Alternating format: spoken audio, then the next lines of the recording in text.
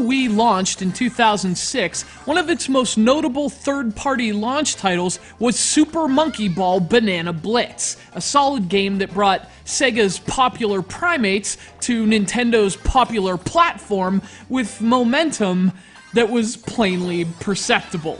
Oh wow. Translation, it's Super Monkey Ball Step and Roll for the Nintendo Wii. I fling my own poop. Ready? Go!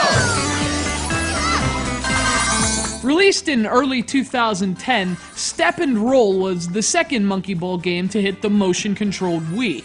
And given how solid the first one was, you might have expected its sequel to be at least as good. If so, you'd be slightly disappointed with this slightly disappointing game. There are a few things you have to accept right up front with any Monkey Ball game released for the Wii, let alone Step and Roll. The first of which is conceptual. You either like the idea of playing Super Monkey Ball with motion, or you don't. Now, there have been a lot of Wii games that actually improve on traditional control mechanics with motion and pointing, but a lot more have used them simply for the novelty.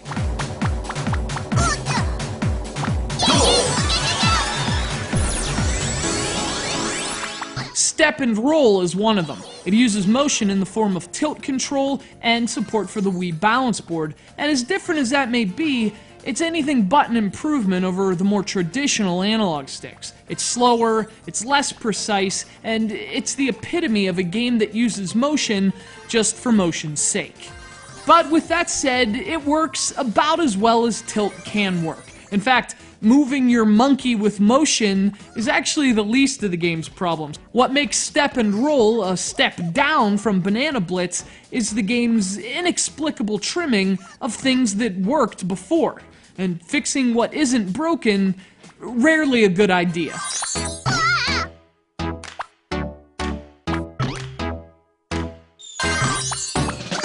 But speaking of what is there, this is typical Monkey Ball. There are 70 levels across a bunch of uniquely themed worlds, and the objective's always the same. Collect as many bananas as you can, and reach the finish line before time expires. And that core concept has always been fun, and at least in flashes, it is here too.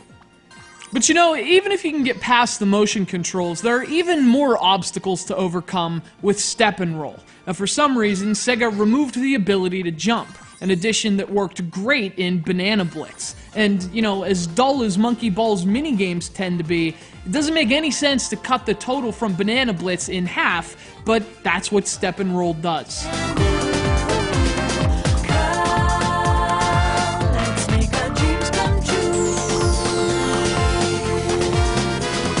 And it's not just about content either. The levels just aren't as much fun as other Monkey Ball games, and frankly, playing with the balance board with any degree of accuracy is almost impossible. And actually, it kind of feels like Banana Blitz should have been the second game, as if the shortcomings of Step and Roll would have been lessons learned in a sequel.